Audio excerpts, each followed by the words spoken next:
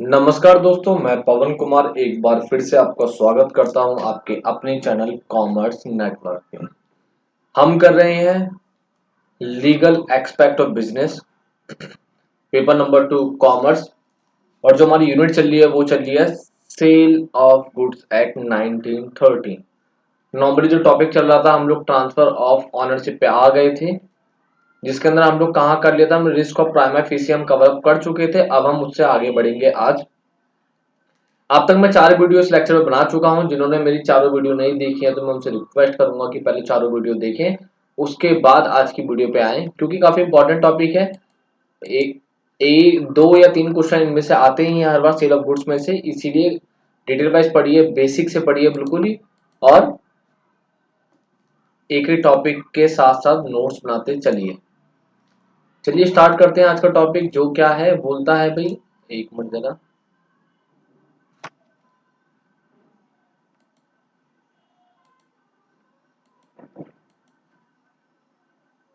चलिए। सबसे पहले क्या था, action against the third party, फिर है suit for the price, and last है insolvency of the buyer. Normally जो आज टारगेट रहेगा हमारा वो रहेगा सेल ऑफ गुड्स एक्ट को कंप्लीट करने का।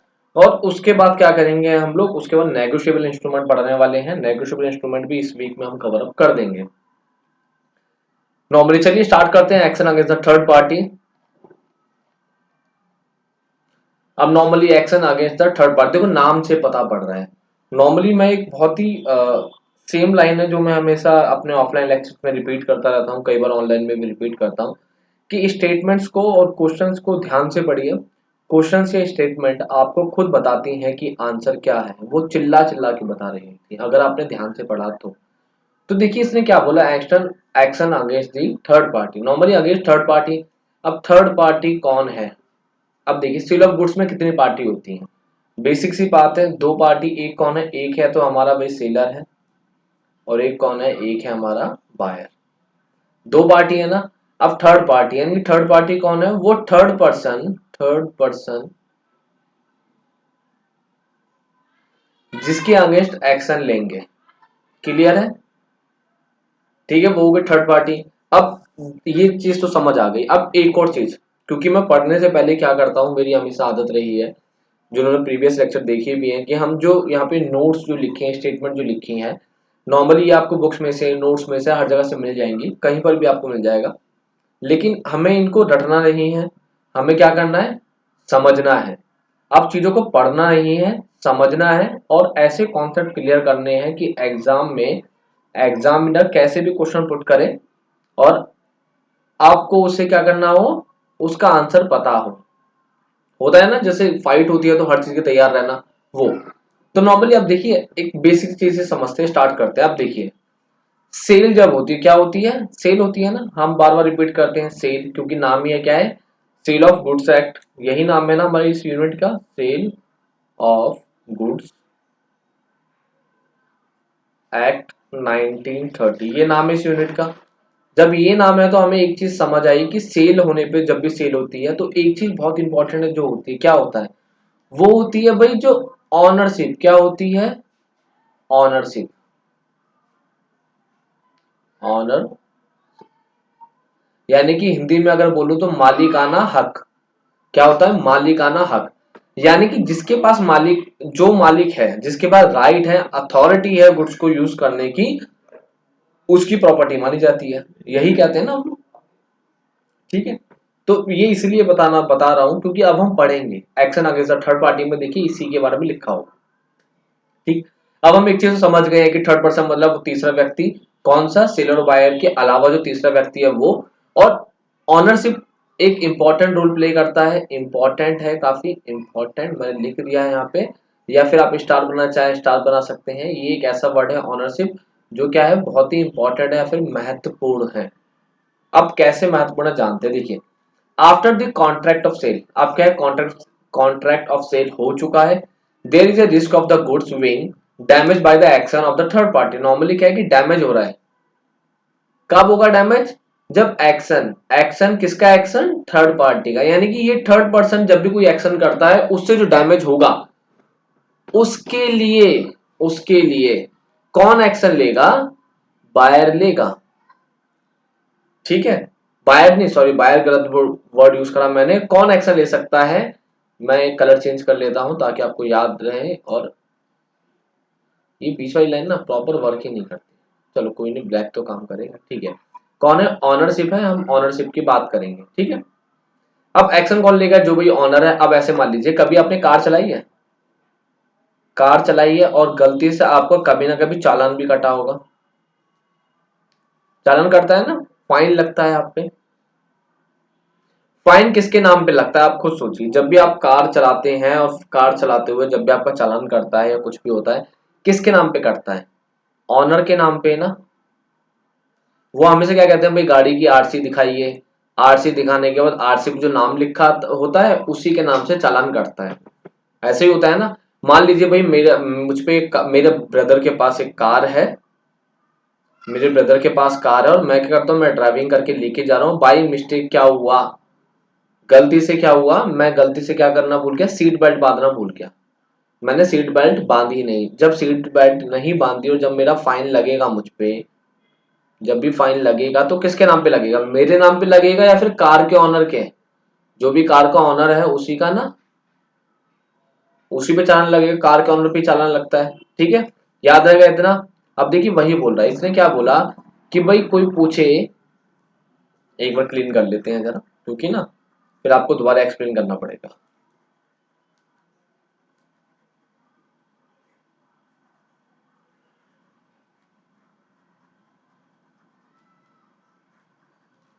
चलिए स्टार्ट करते हैं। क्या बोला कि after the contract of sale, यानी कि जब सेल ऑफ कॉन्ट्रैक्ट हो चुका है, there is a risk of the goods being damage by action of the third party, यानी किसी थर्ड पर्सन ने क्या करा, कोई डैमेज करा है, तो owner who can take action क्या है, ऑनर ही एक्शन लेगा, ऑनर, ऑनर एक्शन लेगा, ना कि वो पर्सन जिसके पास पोसेशन है। क्लियर है, एक्शन कौन लेगा, ऑनर लेगा, not those person who take possession of the goods, ना कि जिसके पास पोसेशन है। याद है, याद रहेगा ना आपको, सिंपल सी चीज है। क्लियर है, अब एक्सप्लेन कर देता हूँ। कभी ऐसा हुआ है कि मोबाइल, जैसे मैं बता दूं, जो मेरा सेल फोन है यानी कि जो मेरा मोबाइल है, वो क्या है, मेरे ब्रदर ने मुझे गिफ्ट करा, मेरे ब्रदर ने मुझे गिफ्ट करा है, तो उसका जो ऑनरशिप राइट है, यानी कि जो बिल जो कटा है वो बिल किसके नाम पे है, मेरे ब्रदर के नाम पे है। तो ऑनर कौन हुआ, लीगली कौन ऑनर हुआ, मेरा ब्रदर हुआ, ठीक है, ऑनर कौन है, ब्रदर है। जबकि पोसेशन किसके हाथ में है बताइए, पोसेशन किसके हाथ में है, पोसेशन है मेरे हाथ में, मैं यूज करता हूं ना। तो पोसेशन किसके हाथ में है, भाई मेरे नाम, नाम पवन नाम है मेरा, तो मेरे हाथ पे है, मेरा पोसेशन है, मैं यूज करता हूँ। अगर मान लो क्या होता है, फोन में कोई डैमेज होता है, कुछ इशू क्रिएट होता है, तो इशू क्रिएट होने पे, डैमेज होने पे उस फोन पे, कम सर्विस सेंटर जब जाते हैं, कहा जाते हैं सर्विस सेंटर,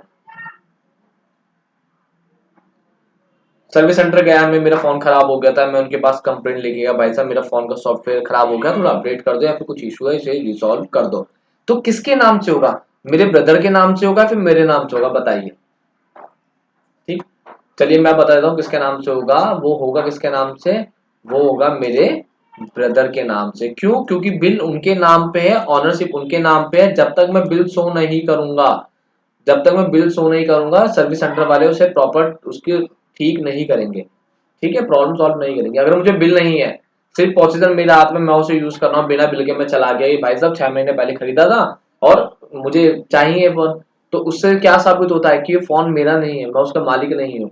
तो इसीलिए क्या है, सर्विस सेंटर वाले क्या करेंगे, रिजेक्ट कर देंगे। क्लियर है, जो ऑनर है वही एक्शन लेगा, कोई और पर्सन एक्शन नहीं ले सकता। सिंपल सी बात थी, बेसिक चीजें हैं, याद रखना। फिर भी किसी को नहीं आया तो एक बार कमेंट सेक्शन में कमेंट कर देना, मैं आपके डाउट सॉल्व कर दूंगा, ठीक है। मैसेज ड्रॉप कर देना, मैं अलग से आपको वीडियो एक बना दूंगा। चलिए आगे बढ़ते हैं, सिंपल सा था, नॉर्मली था। Suit for the price, suit for the price की बात करते हैं। क्या है शूट फॉर द प्राइस, देखिए the seller can sue the buyer. अब देखिए क्या लिखा है, sue for the price, sue for price, seller can sue the buyer for the price when the property in the goods has passed to the latter।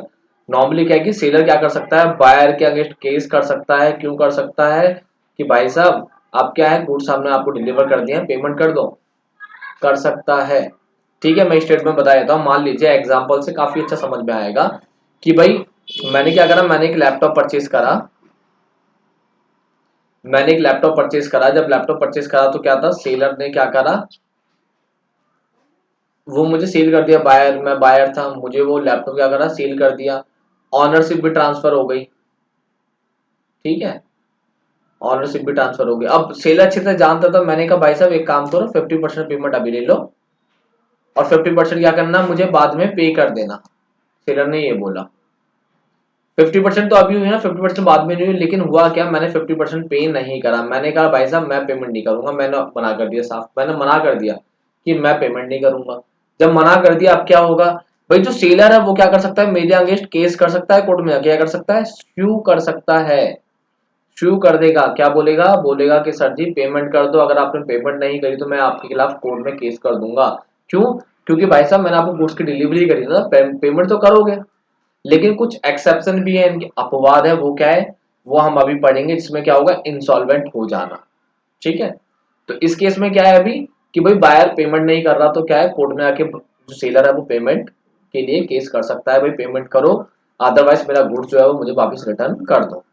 Clear है, basic सा था, simple सी बात है, हर कोई समझता है भाई पेमेंट नहीं करेंगे तो केस तो करेगा ही ना कोर्ट में, तो वही। आगे, seller is not bound to accept the price in any form और मेड। क्या है कि आप सेलर को मजबूर नहीं कर सकते, होता है ना, आप सेलर बाउंड नहीं है, आप सेलर से ये नहीं बोल सकते कि भाई साहब मैं आपको सिर्फ कैश ही दूंगा, ठीक है, मैं आपको सिर्फ चेक ही दूंगा, मैं आपको बॉन्ड दे दूंगा, ठीक है, मैं आपके अकाउंट में ट्रांसफर करूंगा, मैं आपको यूपीआई पे करूंगा। अब तो सारे पेमेंट है ना, पेमेंट के ऑप्शन है, तो कैश में, चेक में, बॉन्ड में, अकाउंट में, यूपीआई में, तो आप सेलर को बाउंड नहीं है, सेलर बाउंड नहीं है, आप सेलर को मजबूर नहीं कर सकते, भाई साहब मैं आपको ना कैश के फॉर्म में ही दूंगा, मुझ पे चेक नहीं है, मैं आपको सिर्फ चेक दे सकता हूँ, मैं आपको बॉन्ड दे सकता हूँ, ये सेलर की इच्छा है। सेलर अगर बोलेगा कि मुझे कैश चाहिए तो आपको कैश ही देना पड़ेगा, क्योंकि टर्म एंड कंडीशन है ना, वो पहले ही बोलेगा कि भाई साहब मैं गुड सेल तभी करूंगा जब आप मुझे कैश देंगे, ठीक है, या फिर चेक देंगे या बॉन्ड देंगे या अकाउंट में डायरेक्ट ट्रांसफर करेंगे या फिर यूपीआई करेंगे, तो ये आप पे सेलर पे डिपेंड है, सेलर बताएगा आपको, लिखा है ना, seller is not bound to accept the price in any form और मोड। सेलर को कोई बाउंड नहीं कर सकता, आप बायर कभी नहीं बोलेगा, किसकी चलेगी, सेलर ही कंट्रोल करेगा। क्लियर है, एक एक्सेप्शन और है, वो क्या, एक्सेप्ट इन लीगल टेंडर, सिर्फ लीगल टेंडर को छोड़कर, ठीक है, लीगल टेंडर को छोड़कर कभी भी सेलर बाउंड नहीं होगा, नहीं होगा, ठीक है। लेकिन इधर लिखा है अनलेस, अनलेस क्या है, एग्रीमेंट हो गया है, किसका, एक्सप्रेस एग्रीमेंट है, इम्प्लाइड एग्रीमेंट है, जिसमें पहले डील हो गई है कि भाई आपको पैसे क्या है, कैश के रूप में मिलेंगे या फिर आपको पैसे डायरेक्ट अकाउंट में आएंगे। अगर ऐसे टर्म एंड कंडीशन है तो ही सेलर को मिलेगा, अदरवाइज सेलर कभी बाउंड नहीं होता।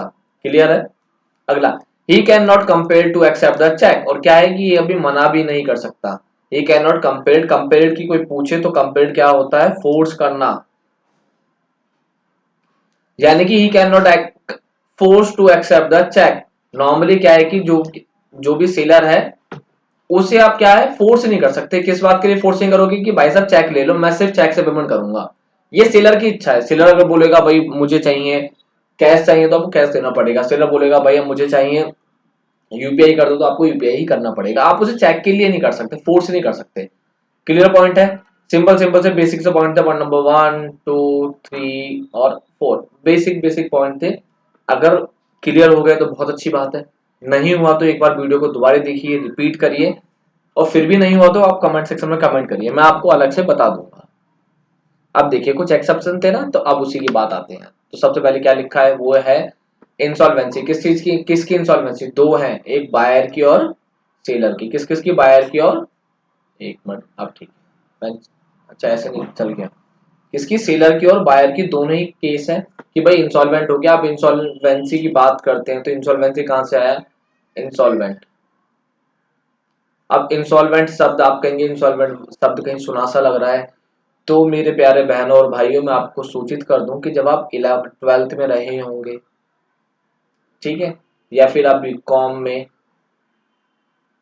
या फिर आप एमकॉम में, जब भी पार्टनरशिप, क्या है, पार्टनरशिप,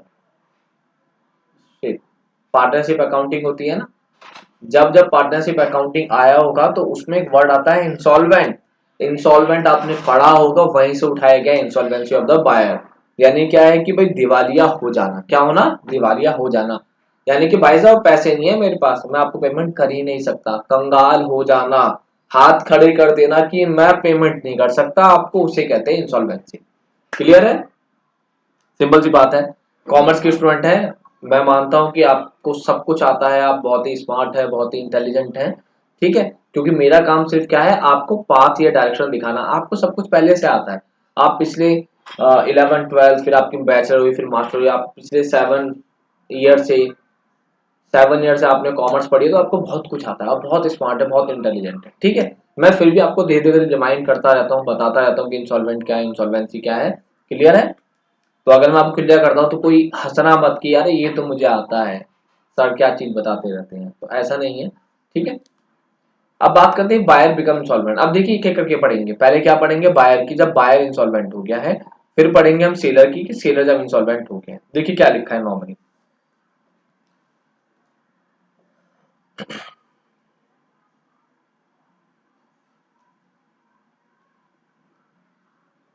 ठीक है,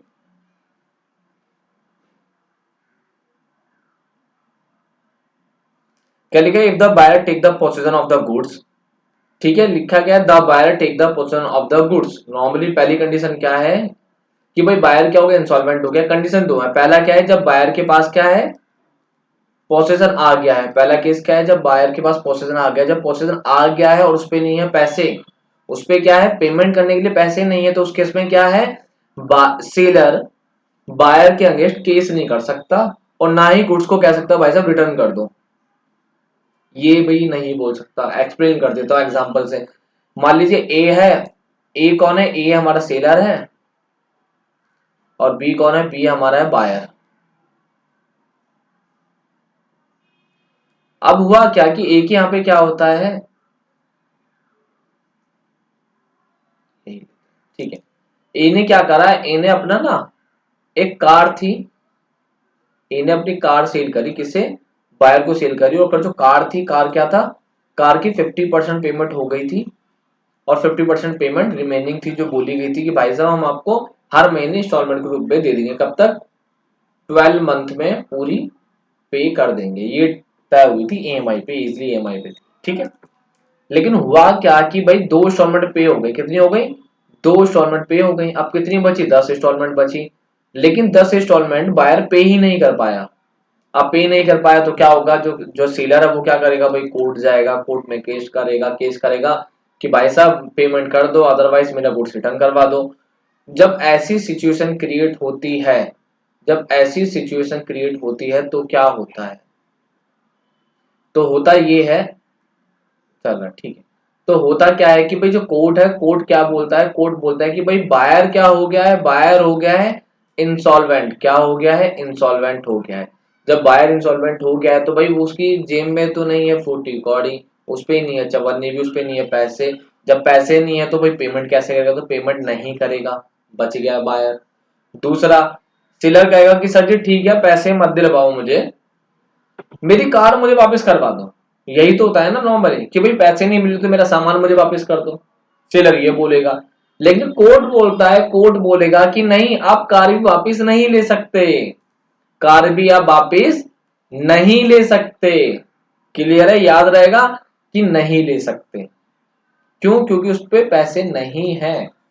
और एक सिंपल सी बात है, जब भी हम ईएमआई पे या फिर कोई भी लोन लेते हैं तो आप एग्रीमेंट ध्यान से पढ़ना, उस पे एक चीज लिखी होती है, क्या लिखा होता है, उस पे लिखा होता है कि भाई जो भी सेलर है वो अपनी इच्छा से लोन दे रहा है, बायर मांग नहीं रहा, जबकि सेलर या फिर वो बैंक अपनी इच्छा से लोन दे रहा है, बायर नहीं मांग रहा। याद रहेगा ना, क्लियर है, जब अपनी इच्छा से आपने लोन दिया है तो भाई साहब पैसे नहीं है भाई साहब पे, तो आप कैसे रिटर्न ले सकते हैं। सिंपल है, बेसिक सा है, याद रहेगा, काफी इजी टर्म है, इजी स्टेटमेंट में बताता हूं मैं आपको, ठीक है। चलिए आगे क्या लिखा है, इवन तब तब even though the good have been not been deliver by the seller. Normally क्या है कि भाई तब भी ऐसा होगा, not been deliver by the seller, कि भाई गुड्स भले डिलीवर भी ना हुआ हो, तब भी क्या होगा, बायर इंसॉल्वेंट हो गया है तो जो सेलर है पेमेंट नहीं मांग सकता। जैसे मैं आपको बता दूं कि भैया ए से पैसे निकले, बी तक पहुंचे, गुड्स रास्ते में है, कब है, ऑन द वे, यहाँ पे कार है मेरी, मुझे रिसीव नहीं हुई है, उस केस में भी जो सेलर है वो ये नहीं कह सकता भाई साहब पैसे मुझे पेमेंट कर दो मुझे। तो क्यों नहीं बोल सकता वो? क्योंकि उसमें पैसे हैं ही नहीं ना। जो पर्सन इंसॉल्वेंट हो गया उस केस में कैसे आप पैसे उससे ले सकते हो? क्लियर है? बेसिक था, काफी सिंपल सी चीज थी, स्टेटमेंट थी। ठीक है, फिर भी डाउट हो किसी को कमेंट सेक्शन में कमेंट कर देना, मैं आपको डाउट को सॉल्व कर दूंगा। आगे, इफ सेलर बिकम इंसॉल्वेंट, क्या है, आप सेलर हो गया insolvent before effecting delivery of the goods. Normally क्या है, before effecting delivery of the goods, आपके डिलीवरी नहीं हुई है। कि जैसे मान लीजिए भाई ये सेलर था, ए हमारा सेलर है, बी हमारा बायर है, बी बायर है, ए सेलर है। अब क्या है कि भाई गुड्स यहां से निकला और यहां तक डिलीवरी होने पर तक, यहां पे पहुंचने से पहले मान लो कार वाला एग्जांपल, कार ही है बीच में रास्ते में है और सेलर क्या हो गया, इंसॉल्वेंट हो गया। इंसॉल्वेंट हो गया तो सेलर उस कार को वापस रिटर्न मंगा लेगा कि भैया रिटर्न ले आओ क्योंकि मुझ पे नहीं है पैसे। जब पैसे नहीं है तो मैं कार डिलीवरी कैसे कर सकता हूँ? होता है ना, before effecting delivery of the goods he will not compared by the buyer to pay the amount. होता है ना कि मान लो मैंने कार का ऑर्डर दिया था, कार का जब ऑर्डर दिया ना और डील क्या हुई थी हमारी,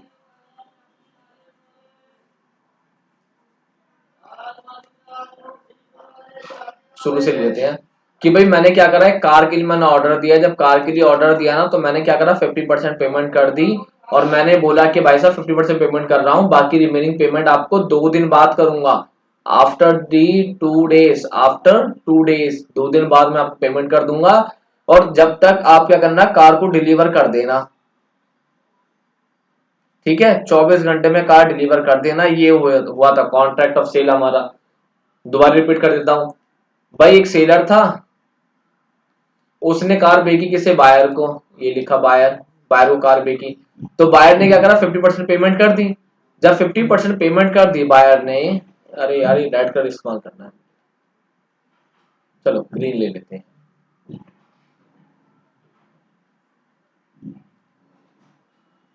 ठीक है, ग्रीन ले लिया। ठीक है, हाँ, तो सेलर ने कार बेची, बायर ने क्या करा, 50% पेमेंट कर दी। कितनी पेमेंट कर दी, 50% पेमेंट कर दी।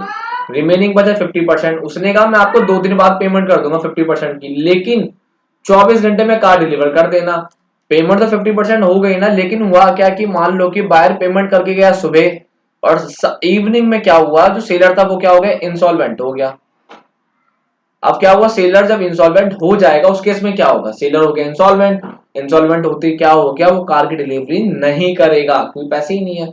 और जब कार की डिलीवरी नहीं करेगा तो बायर ये नहीं बोल सकता कि भाई मेरे 50% पैसे वापस कर दो, क्योंकि आपने कार नहीं दी ना, तो अब मुझे पैसे वापस कर दो, रिटर्न कर दो। वो ऐसी बात नहीं कर सकता। क्यों? क्योंकि उस पे है ही नहीं, इंसॉल्वेंट हो गया ना। यानी कि वो 50% पैसे भी नहीं बचे उस पे, जब नहीं बचे तो पेमेंट नहीं करेगा वो। क्लियर? बेसिक चीजें हैं, याद रखना। काफी बेसिक स्टेटमेंट है जो हेडिंग बोलता है, हेडिंग को अगर आप ध्यान से पढ़ेंगे तो आपको स्टेटमेंट क्लियर हो जाएगी।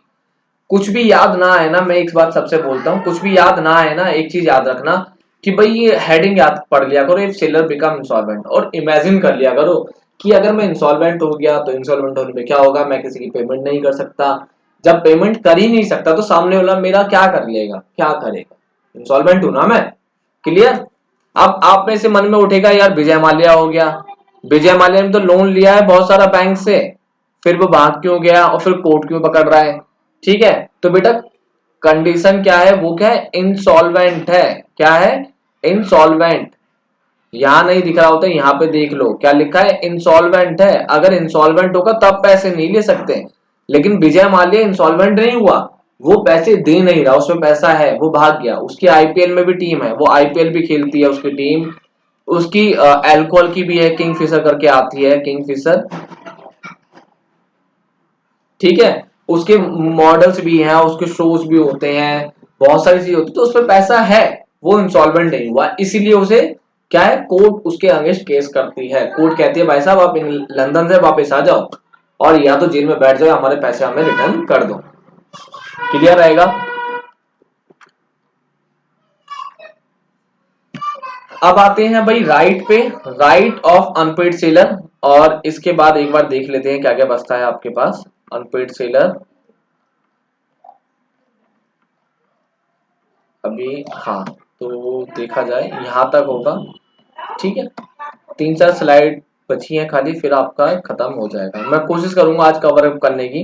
प्रॉब्लम क्या है कि जो मेरी वोकल कॉर्ड में इशू है, ज्यादा देर बोलने पे क्या होगा, मेरी आवाज बंद हो जाए में इशू होने लग जाता है आजकल। मैं ऑफलाइन क्लास नहीं दे पा रहा पिछले 10 to 15 डेज से, लेकिन मैं कोशिश कर रहा हूँ कि हाँ ऑनलाइन क्लास जो भी आपके एग्जाम आने वाले हैं उसके लिए प्रिपेयर करूँ, ठीक है। नॉर्मली ऑफलाइन में क्या है कि बच्चे से इंटरेक्ट होते रहते हैं, उनसे बात होती रहती है, लेकिन जो ऑनलाइन स्टूडेंट है उनसे आजकल इंटरेक्शन नहीं हो पा रहा है ज़्यादा। लेकिन जैसे आज नोटिस आया है, आपने 2 तारीख को देखा होगा, तो मेरे एफर्ट्स रहेंगे कि बहुत ही जल्द, यानी कि आपके एग्जाम मई में है तो हम मार्च के एंड तक, फरवरी चालू हुआ है, फिर मार्च 2 महीने में हम लोग पेपर नंबर 1 और पेपर नंबर 2 कवर अप करने की कोशिश पूरा करेंगे। ज़्यादा से ज़्यादा टाइम देंगे। जो वीडियो की लेक्चर की टाइमिंग है वो 30 मिनट से 1 आवर हो जाएगा, कई बार 1 आवर से ऊपर भी जाएगा, लेकिन ज़्यादा से ज़्यादा कवर अप करना है। क्योंकि जो ऑफलाइन क्लासेस है उनका सिलेबस काफ़ी हद तक कवर अप कर दिया है मैंने, लेकिन ऑनलाइन है तो उसमें थोड़ा सा इशू चल रहा है।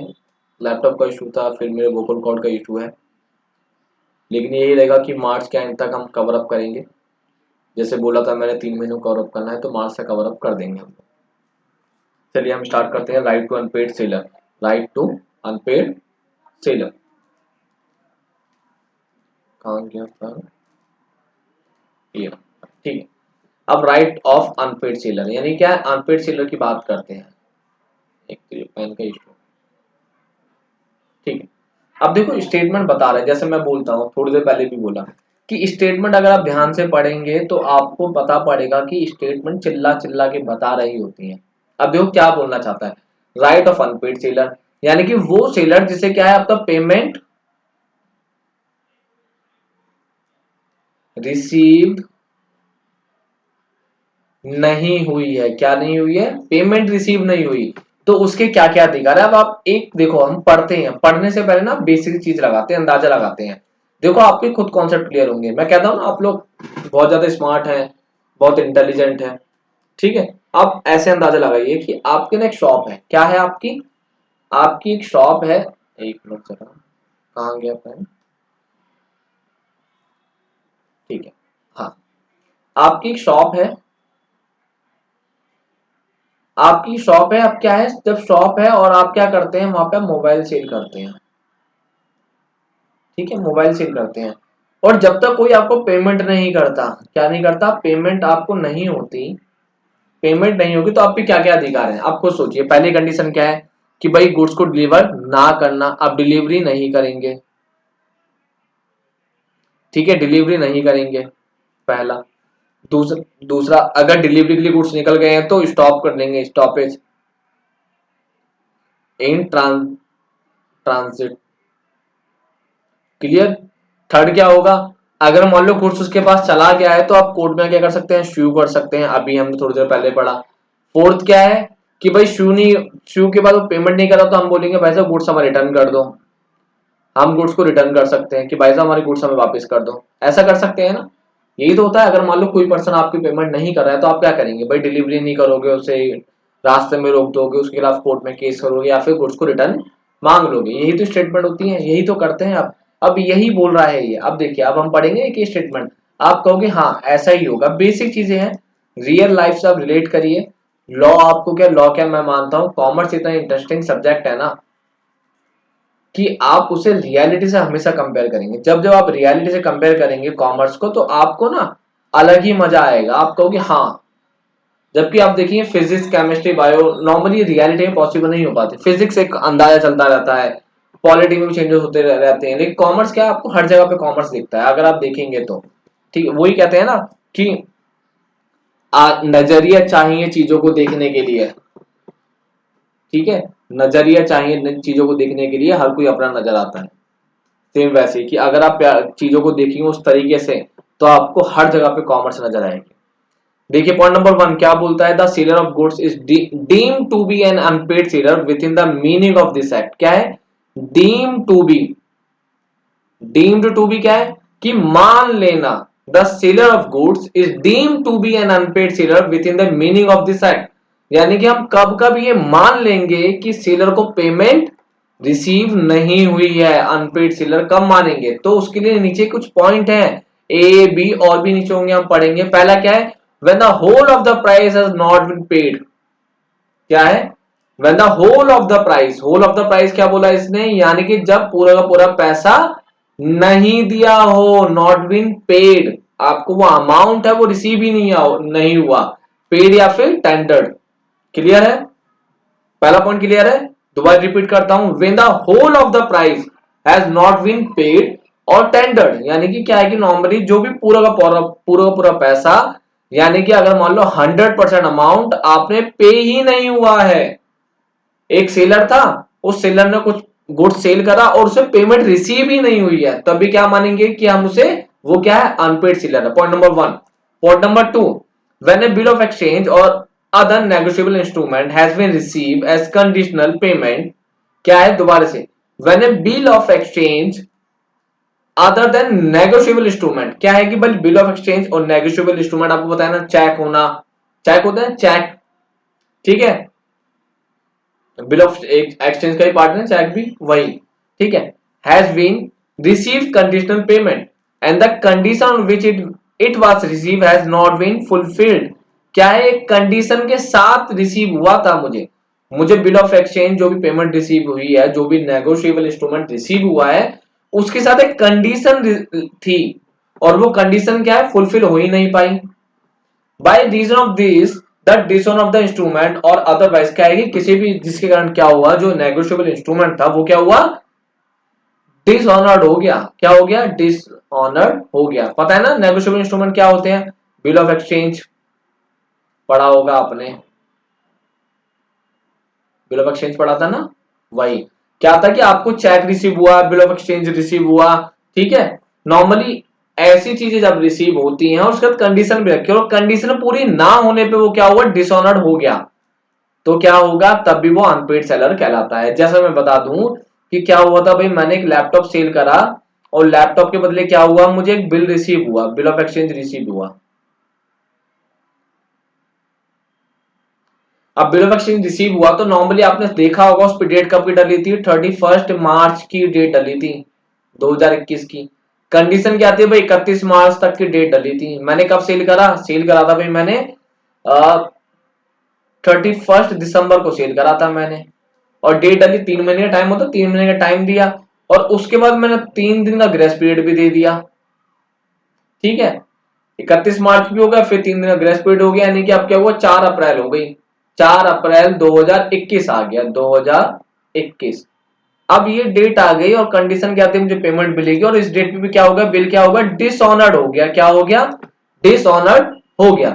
जब डिसऑनर हो गया तो क्या कह रहेगा, उस कंडीशन पे भी अनपेड सेलर मानते हैं, क्या मानते हैं, अनपेड सेलर, लिखा है ना, अनपेड सेलर ही मानते हैं हम उसे, याद है ना, पेमेंट रिसीव नहीं होगी तो अनपेड सेलर तो ही कहलाएगा, बेसिक सी चीज है, समझने की बात है। अब पॉइंट नंबर 2 पे आते हैं। पॉइंट नंबर 2 क्या बोलता है, seller include any person who is the position of A seller. अब सेलर क्या है, कोई भी ऐसा पर्सन हो सकता है जो क्या है उस पोजीशन पे है जिसे सेलर बोलते हैं। As for instance an agent of the seller, क्या है भाई, एजेंट ऑफ द सेलर। अब एजेंट ऑफ द सेलर की बात करें, जैसे जो कार जो आती है, कार सेल होती है ना, कार आपने खरीदी, जब कार खरीदो, कार कौन सेल करता है, सेल्समैन करता है ना, सेलर करता है, और सेलर होता कौन है, सेलर कौन होता है, एजेंट होता है। क्लियर, तो उसे भी हम, एजेंट को भी हम क्या मानते हैं, सेलर ही मानते हैं। Done. To whom the bill of lading, ये रीडिंग है, lading has been endorsed or consignor or agent has who has himself paid or directly responsible for the price. Normally क्या है कि हम सेलर किसे मानेंगे, सिंपल सी बात है, सेलर कौन सा है, कोई भी पर्सन, चाहे वो कंसाइनर हो, ठीक है, तो वो भी क्या कहलाता है, कंसाइनर हो, एजेंट हो, ये सब क्या कहलाते हैं, सभी के सब सेलर कहलाते हैं। और जब तक उन्हें खुद हिमसेल्फ पेड, जब तक उन्हें खुद पेमेंट नहीं मिलती, जब तक क्या कहलाएंगे वो, अनपेड सेलर कहलाएंगे, क्या कहलाएंगे, अनपेड सेलर कहलाएंगे, ठीक है। अब देखिए इसके साथ ना मैंने एक टर्म स्टेटमेंट को मैंने स्पेशली लिखा है, किससे, ब्लू लाइन से लिखा है, अब ब्लू लाइन से जब भी लिखता हूं तो उसके लिए रीजन एक ही होता है कि भाई इंपॉर्टेंट स्टेटमेंट है कुछ और आपको समझने की जरूरत है उस लाइन को। देखिए क्या लिखा है seller is not unpaid seller during credit period, during the credit period. अब कौन सा है ये? जैसे मैंने आपको बताया क्या था भाई, मैंने कार सेल करी और मुझे क्या मिला, मुझे मिला बिल ऑफ एक्सचेंज, ये बिल मिला ना। अब क्या होगा जब बिल मिलता है, बिल ऑफ एक्सचेंज मिलता है तो क्या होता है, तो नॉर्मली आप देखेंगे कि होता ही है कि मान लो मैंने 31 मार्च 2020 को मैंने सेल करी थी कार, उसने मुझे एक बिल दिया, बिल की डेट क्या थी 31 मार्च 2021, ठीक है। तो इसके बीच जब तक ये डेट 31 मार्च नहीं आती ना, जब तक ये टाइम पीरियड जब तक कंप्लीट नहीं होता, जब तक क्या है सेलर क्या है अनपेड सेलर नहीं कहलाएगा। क्या नहीं कहलाएगा? Unpaid seller. लिखा है not unpaid seller. Unpaid seller कब है? इसके बाद 3 दिन और ग्रेस पीरियड जो दिए जाते हैं, यानी कि 3 अप्रैल, उसके बाद 4 अप्रैल के बाद, 4 अप्रैल के बाद वो अनपेड सेलर कहलाएगा, उससे पहले वो अनपेड सेलर नहीं कहलाएगा। सिंपल सा है, क्लियर हो गया? फिर भी डाउट हो तो कमेंट सेक्शन में कमेंट कर देना, जरूरी है समझना, टॉपिक काफी इंपॉर्टेंट है इसीलिए। चलिए हम आगे बढ़ते हैं। आप कुछ राइट है, अनपेड सेलर तो हमने जान लिया अनपेड सेलर कौन होता है। अब अनपेड सेलर भी जान लिया और हमने बता भी दिया भाई सेलर कौन है, तो उसके कुछ अधिकार भी हैं। अब क्या क्या अधिकार है? पहला क्या है? राइट अगेंस्ट लेन और रिटेंशन। क्या है? Line and attention. अब ये राइट दे रहा है भाई, अधिकार दे रहा है, अब क्या अधिकार है उसके बारे में जानेंगे भाई, जरूरी है ना, बिना अधिकारों के तो काम होता नहीं है, इसीलिए। ठीक है, सबसे पहले क्या है? रिटेंशन, यानी क्या करना कि भाई क्या करेंगे हम लोग, उसे दोबारे मंगा लेंगे, गुड्स को दोबारे मंगा लेंगे कि भाई साहब ऐसा है, उस गुड्स को क्या करो वापस रिटर्न कर लो। रिटेंशन माने दोबारे रिटर्न कर लेना। क्या करना? रिटर्न कर लेना। ठीक है, क्लियर है कि भाई पेमेंट जब तक नहीं हुई और मैंने आपको गुड्स दे दिया था, तो आप क्या करोगे? गुड्स को वापस रिटर्न करोगे मुझे। क्या करोगे? गुड्स को रिटर्न करोगे। याद रहेगा, बेसिक सी चीज है, सिंपल सी बात है। अगर नहीं पेड करोगे तो भाई राइट में मिलेंगे। पहला राइट क्या है कि भाई आप क्या करोगे? गुड्स को वापस रिटर्न कर दोगे। ठीक है, क्लियर है? अब आगे बढ़ते हैं।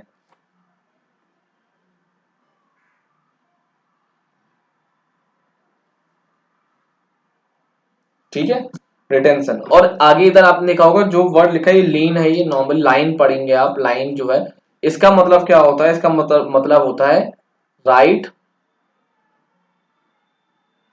To keep possession. इसका मतलब है कि जब तक आपको पेमेंट नहीं होगी, जब तक आप गुड्स को डिलीवरी ही नहीं करोगे, आप अपने पास रखोगे। पहला क्या है कि भाई आप उसे रिटर्न मंगा लेंगे, या फिर आप गुड्स को क्या करोगे? अपने पास ही रखोगे, आप दोगे नहीं बायर को। लिखा है राइट टू कीप पोसेशन, यानी कि आपके पास ही उसके अधिकार रहेंगे। आप ही की इच्छा है, आप ही उसे प्रयोग करेंगे जैसा आप चाहें वैसे। क्लियर है? क्लियर है? क्लियर रहेगा लीन का। ठीक है, आगे बढ़ते हैं हम लोग, पॉइंट नंबर 2 पे आते हैं। देखो स्टेटमेंट साफ बता रही है, क्या लिखा है उधर, ध्यान से पढ़िए, आप खुद बताएंगे पढ़ के। क्या लिखा है? Stoppage.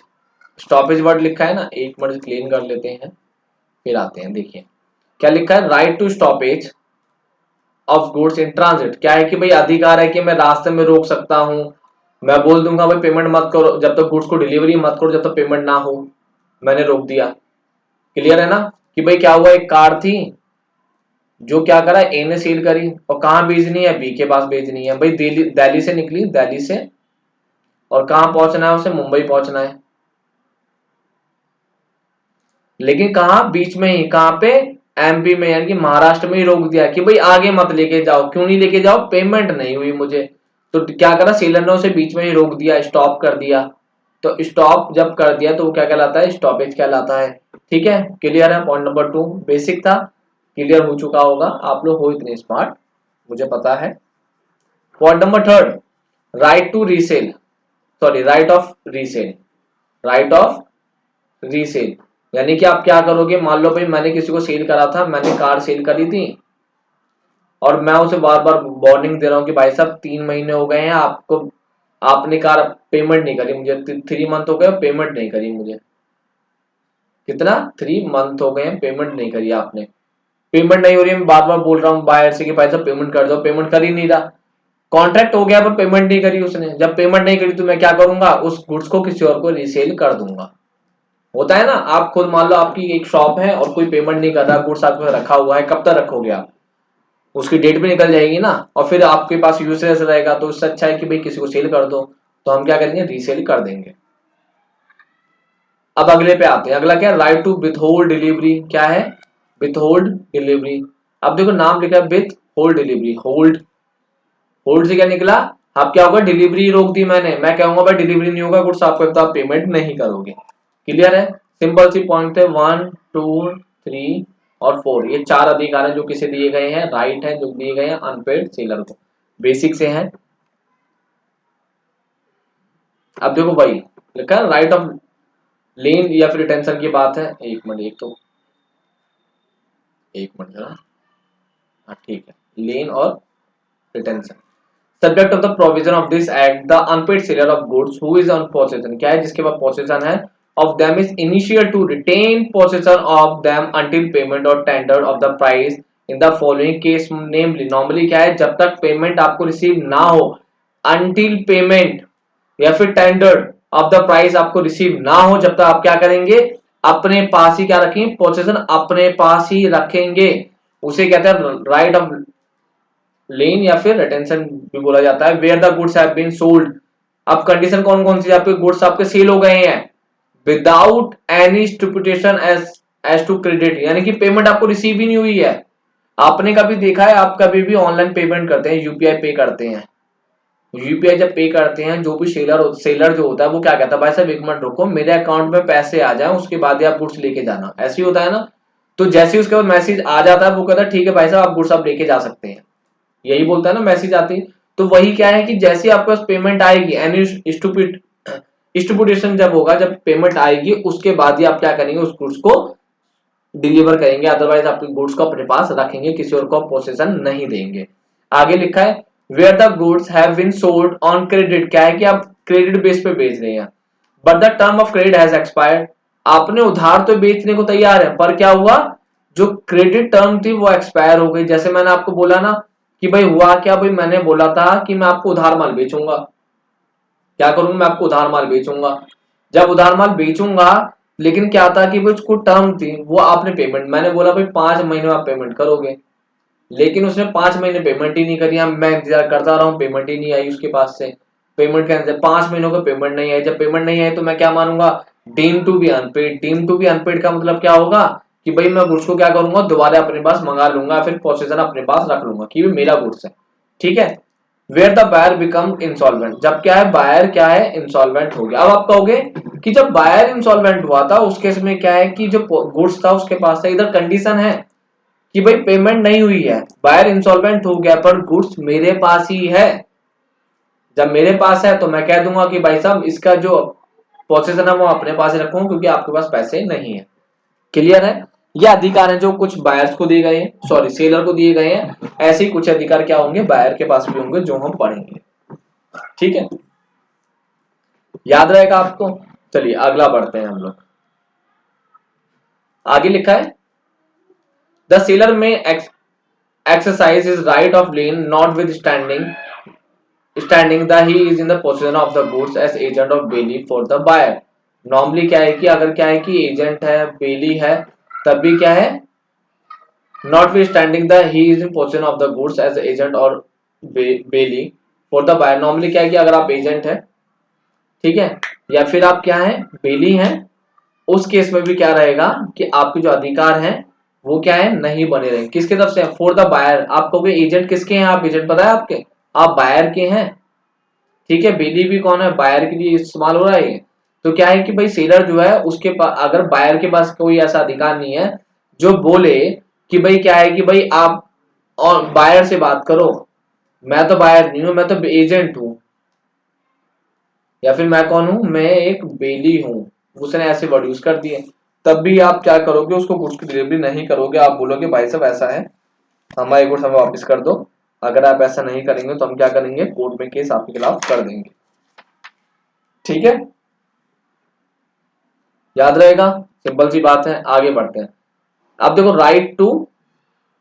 Right of stoppage in the transit क्या है, आपको अधिकार दिए गए हैं, क्या कर सकते हैं आप, रास्ते में रोक सकते हैं। अब इसे करते हैं, stoppage of the goods in transit imply है, ये क्या है, इम्प्लाई, EMPLIES, क्या है, LIES, मैं लिख देता हूं इधर, IMPLIES, ठीक है, implies, preventing the goods from being delivered to the buyer. Normally क्या है कि भाई क्या है, अब कब ऐसा होगा जब क्या होता है, आप गुड्स को रोक सकते हैं रास्ते में, इसके पास, बायर के पास डिलीवर होने से पहले। जैसे लिखा है रिज्यूमिंग द पोसेशन, क्यों रोकते हैं, ताकि हम क्या कर सके, जो पोसेशन है अपने पास रख सके। पेमेंट नहीं हुई है तो क्या करेंगे, पोसेशन अपने पास रखेंगे ना, तो इसे रिज्यूमिंग करना।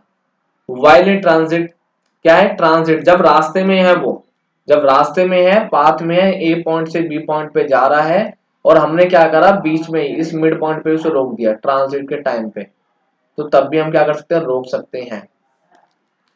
रिटेनिंग दैम अंटिल पेमेंट, जब तक पेमेंट नहीं होगी हम क्या कर सकते हैं, रिटेन कर लें, वापस मंगा लें, भाई साहब पेमेंट पहले कर दो, उसके बाद गुड्स ले जाओ। ठीक है, रिटर्न माने पोजीशन अपने पास रखना, क्लियर है। टेंडर ऑफ द प्राइस, भाई जो भी पेमेंट है वो कर दो, टेंडर ही है, हमने साइन करा था, आप पेमेंट कर दो, पेमेंट कर दोगे तो भाई साहब ले जाओगे, नहीं करोगे तो भाई साहब हम कुछ नहीं कर सकते। ठीक है, देन नॉर्मली एक चीज बता दूं, ना ही तो ये क्या है, ना ही तो बायर के लिए हो सकता है और ना ही किसी बायर के एजेंट के लिए। सिंपल सी बात है, चाहे आप बात करें कि भाई बायर बोले भाई मेरे एजेंट है, उसके पास गुड्स है, मुझ पे नहीं है, तो बायर ऐसा एक्सक्यूज भी नहीं दे सकता, उसे डिलीवर करना ही पड़ेगा।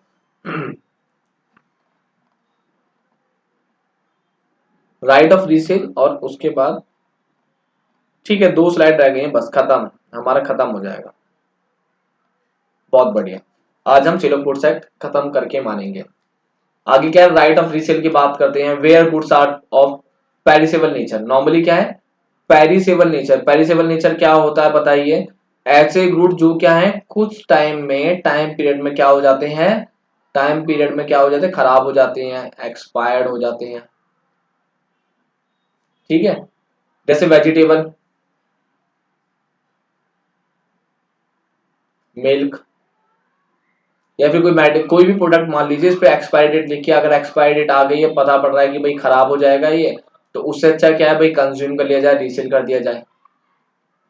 ठीक है, इन केसों में रीसेल किया जाता है। तो पहला क्या है, where goods are perishable nature, normally जो खराब हो सकते हैं। ठीक है, अब मान लो मिल्क है, आप किसी ने दूध की पेमेंट नहीं करी है आपको, तो ऐसा थोड़ा है कि आप मिल्क को रखोगे अपने पास, भाई 3 दिन हो गए, भाई साहब 3 महीने हो गए, दूध आपका मेरे पास रखा हुआ है, ऐसा तो नहीं हो सकता ना। पता है भाई दूध हमारे पास रखा है, हम आज कोई लेने नहीं आया तो मैं उसे आज सेल कर दूंगा, अदरवाइज वो क्या होगा, 1 या 2 दिन में खराब हो जाएगा।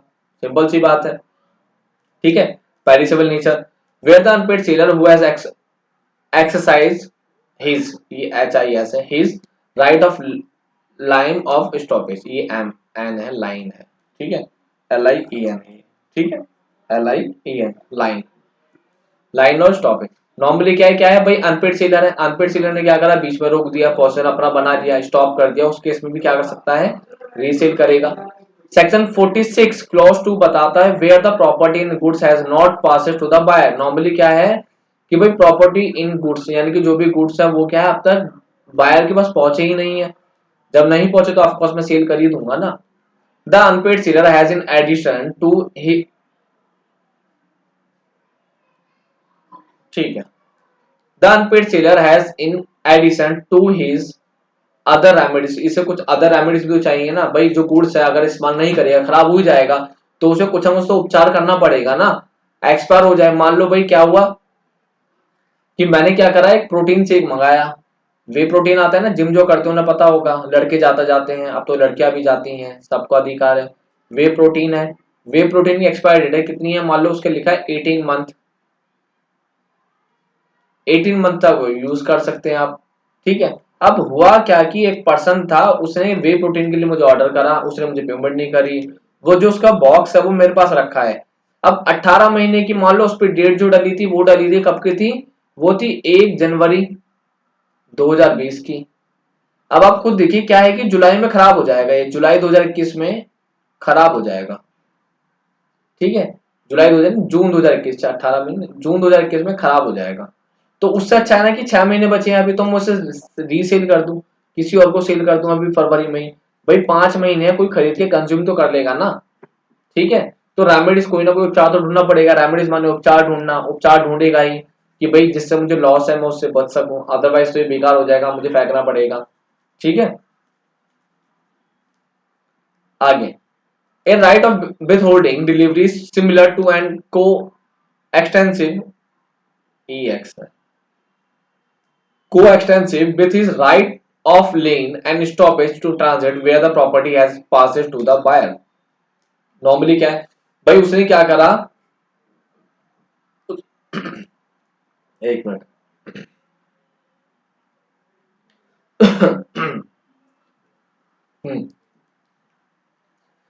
ये राइट ऑफ विथ होल्डिंग क्या है कि नॉर्मली क्या है भाई, उसने क्या कर रखा, गुड्स को होल्ड करके रख रखा था काफी लंबे टाइम से, तो वो क्या करेगा भाई, डिलीवरी सिमिलर टू एंड को extensive with his right two lane stoppage, क्या है उसने अपने पास दोबारा मंगा लिए, पोजीशन अपने पास रख लिया या फिर स्टॉप कर रखा है, तो उस केस में क्या करेगा, तो भाई क्या करेगा, has pass to the buyer, या तो बोलेगा बायर से भाई पेमेंट कर दो, अगर आप पेमेंट नहीं करोगे तो मैं क्या करूंगा, मैं किसी और को इसे रीसेल कर दूंगा। क्लियर है, सिंपल सी बात बोल रहा है, बेसिक चीजें हैं।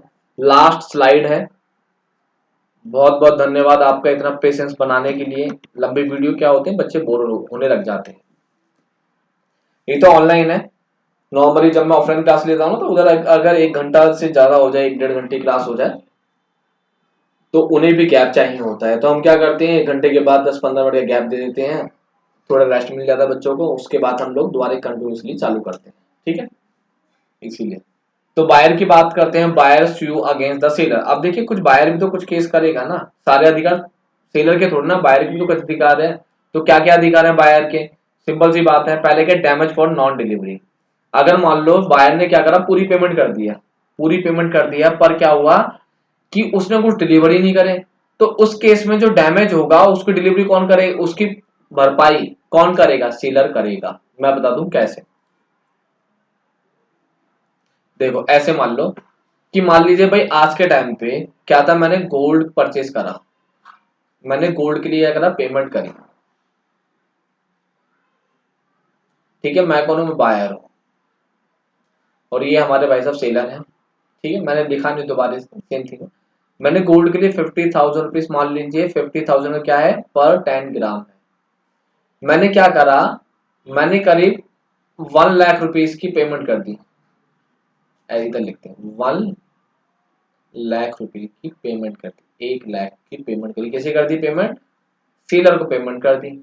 किस डेट पे पेमेंट करी, मैंने डेट पेमेंट करी थी ये 1 जनवरी को। जो सेलर था उसने कहा ठीक है भाई साहब, आप क्या करना, आप 10 दिन बाद यानी कि कब ले जाना, 10 जनवरी को गुड्स को ले जाना, या फिर 10 जनवरी तक मैं आपको गुड्स आपके घर पे डिलीवर कर दूंगा। क्लियर है, लेकिन 10 तारीख को पेमेंट नहीं हुई, 10 से 20 तारीख हुई, 20 जनवरी हुई, फिर 20 से क्या हुआ, 30 जनवरी हुई, ठीक है। अब मुझे गोल्ड की मैंने क्यों 1 लाख रुपए का गोल्ड खरीदा, क्योंकि क्या था कि भाई मेरे यहाँ पर 2 तारीख को, 2 फरवरी को क्या था, मेरे घर पे शादी है, किसकी, मैरिज, मैरिज है किसकी, मेरे ब्रदर की मैरिज है, उसके लिए मैंने गोल्ड का वो करा था भाई साहब, शादी में सोना मतलब भाभी के लिए जाएगा, हमने इसलिए ऑर्डर करा था। लेकिन 30 जनवरी हो गई, 30 जनवरी के बाद क्या हुआ, हमने सेलर से बोला भाई साहब गोल्ड आपने दिया नहीं, सेलर कहता सॉरी भाई साहब मैं आपको गोल्ड डिलीवर नहीं कर पाऊंगा, उसने मना कर दिया। अब मना कर दिया तो क्या हुआ कि भाई 1 जनवरी को रेट क्या था, 50,000 10 kg, कलर चेंज कर लेते हैं, क्लियर रहेगा आपको।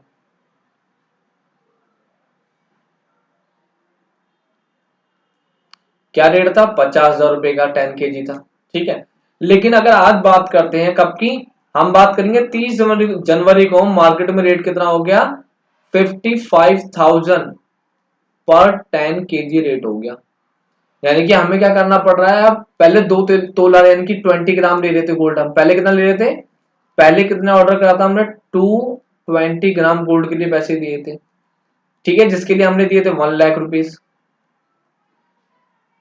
और आज के टाइम पे कितने देने पड़े हमें, 1,10,000, तो लॉस कितने का हो रहा है, मुझे 10,000 रुपए एक्स्ट्रा देने पड़ रहे हैं। इधर दे रहा था मैं 1 लाख रुपए, इधर दे रहा हूं 1,10,000, तो कितने का नुकसान है मुझे नुकसान है 10,000 रुपए का।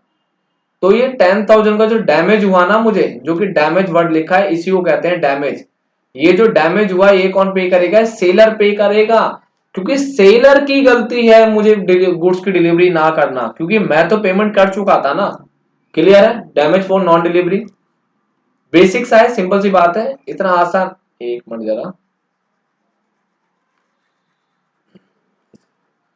सिंपल सी बात है भाई, सेलर की गलती है, जब सेलर का फॉल्ट है तो वही तो रिस्पॉन्सिबल होगा।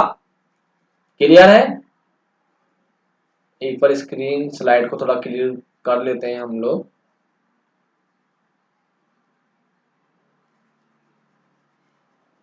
फिर हम स्टार्ट करें।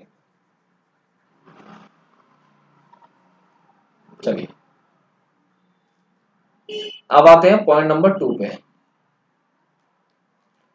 Specific performance. स्पेसिफिक परफॉर्मेंस क्या है भाई, सिंपल सी बात है, मैंने क्या बोला, मैंने बोला उनसे मैंने एक मोबाइल खरीदा, मोबाइल नहीं मैंने एक लैपटॉप खरीदा, नहीं, मैंने क्या करा, एक वेब कैम खरीदा, क्या करा, एक वेब कैम। चल जा भाई चल जा, अरे यार ये नाराज बहुत हो जाता है आजकल टाइम। नीचे लिखते हैं, मैंने एक वेब कैम खरीदा, अब ठीक है, मैंने वेब कैम खरीदा और मैंने उससे बोला कि भाई साहब मुझे लेक्चर रिकॉर्ड करने हैं, मुझे रिकॉर्डिंग करके सेल करना है, मैंने इसलिए खरीदा वेब कैम। लेकिन हुआ क्या, और मैंने उससे बोला भाई साहब एचडी क्वालिटी चाहिए, कैसी क्वालिटी चाहिए, नीचे लिखते हैं एचडी क्वालिटी चाहिए, मैंने बोला। अब देखिए मैं किस पर्पज से लेके आया था कि मुझे क्या करना था, रिकॉर्ड करना था। क्या रिकॉर्ड करना था, वीडियो रिकॉर्ड करना था, ताकि आपको लेक्चर डिलीवर कर सकूं, और किस क्वालिटी में, एचडी में कर सकूं। अब डील तो ये हुई थी, लेकिन जब मैं लेके आया तो क्या हुआ, उससे एचडी रिकॉर्डिंग ही नहीं हुई। तो क्या था, स्पेसिफिक परफॉर्मेंस। परफॉर्मेंस क्या था कि भाई एचडी रिकॉर्डिंग करना, और वो कर ही नहीं पा रहा। तो उस केस में भी क्या होगा, मैं सेलर के खिलाफ स्यू कर सकता हूँ कि भाई या तो पेमेंट करो, या मुझे दूसरा गुड्स दो, या फिर मेरे पैसे रिटर्न कर दो। क्लियर है। अगला क्या है, ब्रीच ऑफ कॉन्ट्रैक्ट का। Of course breach of contract क्या है कि भाई क्या हुआ, मैंने कॉन्ट्रैक्ट करा, और जैसे गोल्ड का एग्जांपल ले लेता हूँ, गोल्ड क्या चल रहा था, गोल्ड मान लो चल रहा था 30,000 गोल्ड का प्राइस था। मैंने क्या करा, मैंने बोला भाई साहब 30,000 है, तो ऐसा करिए भाई साहब मुझे 30 ग्राम गोल्ड दे दो। 30 kg पर 10 ग्राम गोल्ड का प्राइस था, मैंने बोला 30 ग्राम दे दो, यानी कि 90,000 का। मैं सुबह भूल के गया, यानी कि आज 2 फरवरी को, कि भाई साहब मैं पेमेंट करके जा रहा हूँ आपको, मुझे कल क्या करना, ये दे देना, गुड्स दे देना। मैं 90,000 रुपये पे कर दिए मैंने। ठीक है।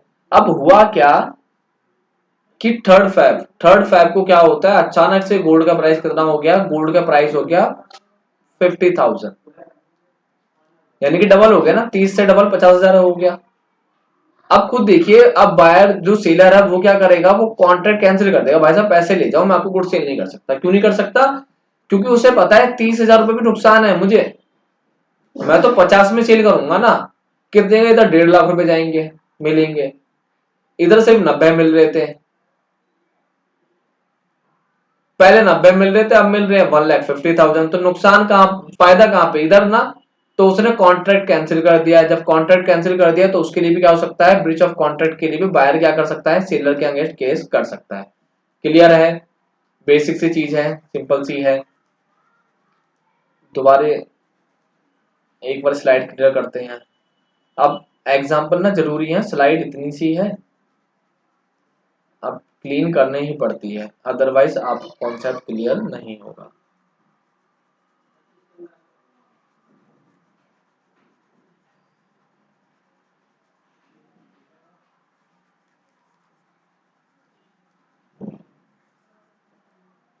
चलिए दोबारा, रेसेशन, रेसेशन माने क्या होता है, break. Rescission of the contract before due date, क्या है कि भाई ड्यू डेट से पहले उसने कॉन्ट्रैक्ट तोड़ दिया। ड्यू डेट क्या है कि भाई मैंने कोई भी गुड्स खरीदा, सेम मैंने क्या करा, मैंने एक कार, एक लैपटॉप परचेज करा। ठीक है। और डील क्या हुई थी, डील ये हुई थी कि भाई 50% अभी पेमेंट कर रहा हूं मैं, कॉन्ट्रैक्ट जो हुआ था, और 50% कब करूंगा मैं, 31 मार्च को।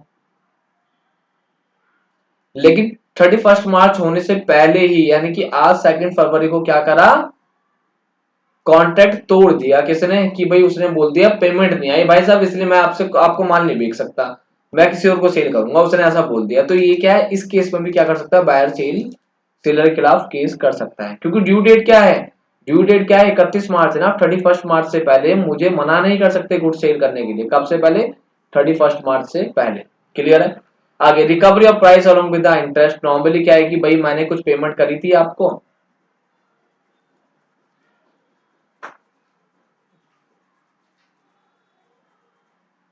छोटा सा रह गया बस, लास्ट है, बस थोड़ा सा पेशेंस और रख लो, उसके बाद क्लास खत्म हो जाएगी। मैंने क्या करा, जैसे मैंने बोला कि भाई मैंने 1 जनवरी को 90,000 रुपए दिए, 90,000 रुपए 1 जनवरी को मैंने दिए। कब दिए, 1 जन को बोला मुझे गोल्ड परचेज करना है। ठीक है। और सेलर क्या करता है, सेलर ने ना उसे अपने पास रख लिया है, और भाई साहब 1 जनवरी से ना 1 दिसंबर हो गया, पूरे 11 महीने हो गए, और वो बार बार मना कर रहा है, भाई साहब कल ले लेना, परसों ले लेना, भाई साहब 10 तारीख को ले लेना, भाई साहब 15 तारीख को ले लेना, भाई साहब नेक्स्ट मंथ ले लेना। वो ऐसी स्टेटमेंट बार बार बोल रहा है। अब आप खुद देखिए, जब कोई ऐसी स्टेटमेंट रिपीट कर रहा है तो इससे क्या आपको पता क्या पड़ता है कि सेलर आपको सेल नहीं करेगा।